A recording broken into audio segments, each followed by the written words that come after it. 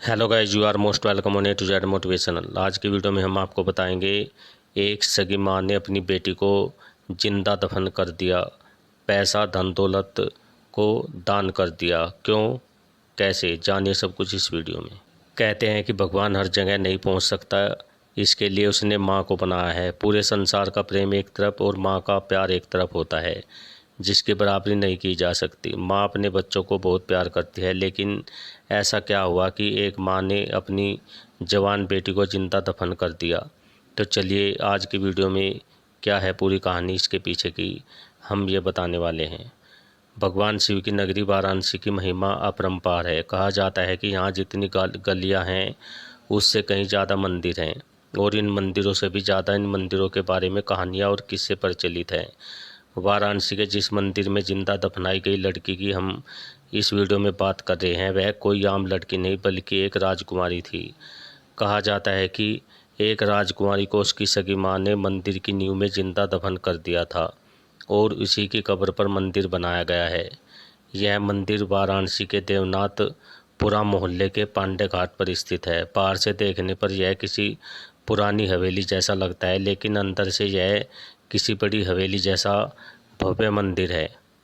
वाराणसी के पांडे घाट स्थित तारा माता मंदिर की नींव में जिंदा दफन की गई राजकुमारी नाटौर की रानी भवानी की बेटी थी। उसका नाम तारा सुंदरी था, जो अपनी माँ की इकलौती संतान थी। कहा जाता है कि तारा सुंदरी बेहद सुंदर थी। उसका विवाह बंगाल के खेजुरी गांव में रहने वाले रघुनाथ लाहिड़ी से हुआ था, लेकिन वह बहुत कम उम्र में ही विधवा हो गई थी। इसके बाद वह अपनी माँ के साथ नाटौर में रहने लगी थी।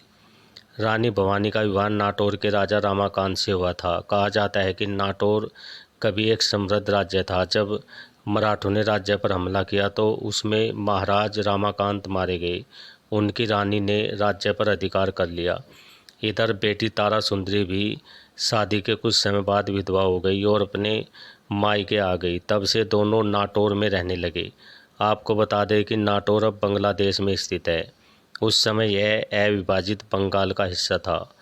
नाटौर की राजकुमारी तारा सुंदरी की बेमिसाल खूबसूरती के बारे में सुनकर बंगाल के नवाब सिराजुद्दौला ने उससे शादी करने का ऐलान कर दिया।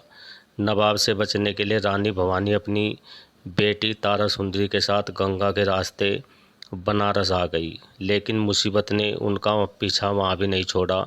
सिराजुद्दौला बारात और अपनी सेना के साथ काशी की ओर निकल पड़ा।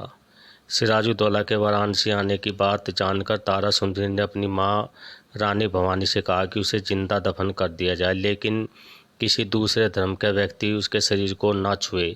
कहा जाता है कि कोई और उपाय न देखकर नाटौर की रानी भवानी ने अपनी बेटी तारा सुंदरी को जिंदा ही जमीन में दफन कर दिया, और उसकी कब्र पर तारा माता का मंदिर बनवाकर उसमें माँ तारा की मूर्ति स्थापित कर दी। कहा जाता है कि रानी भवानी ने यह काम एक रात में ही करवा दिया था।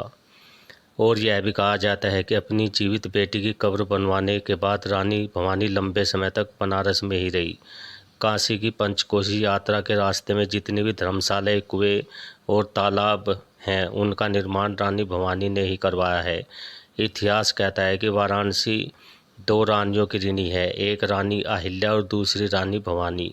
ये दोनों ही विधवा थी। काशी के सभी घाट, मंदिर, तालाब और कुंड या तो रानी अहिल्याबाई ने बनवाए थे या फिर रानी भवानी ने। कहा जाता है कि समय के साथ रानी भवानी ने अपना सब कुछ दान कर दिया था। ऐसी भारत के वीर वीरांगनाओं को सत सत नमन। Okay guys, I hope video आपको अच्छी लगी होगी। तो मिलते हैं नेक्स्ट वीडियो में। Till then okay, bye bye.